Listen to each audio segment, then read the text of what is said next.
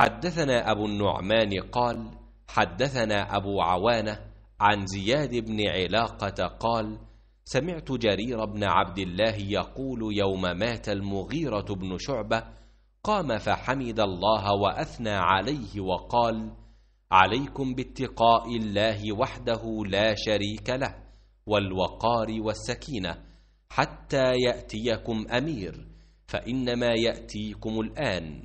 ثم قال استعفوا لأميركم فإنه كان يحب العفو.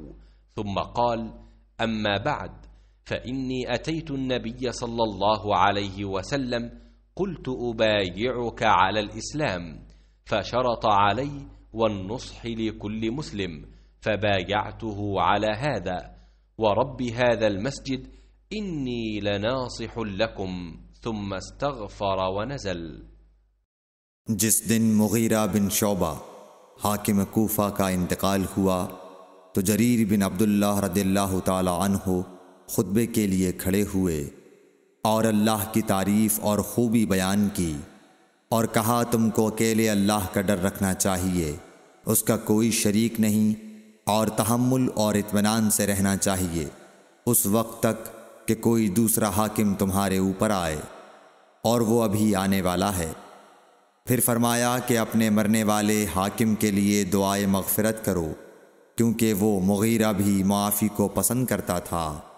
پھر کہا کہ اس کے بعد تم کو معلوم ہونا چاہیے کہ میں ایک دفعہ حضرت صلی اللہ علیہ وسلم کے پاس آیا اور میں نے عرض کیا کہ میں آپ سے اسلام پر بیعت کرتا ہوں۔ آپ نے مجھ سے ہر مسلمان کی خیر خواہی کے لیے شرط کی، پس میں نے اس شرط پر آپ سے بیعت کر لی۔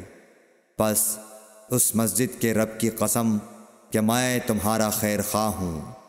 پھر استغفار کیا اور ممبر سے اتر آئے۔ صحیح بخاری حدیث نمبر 58۔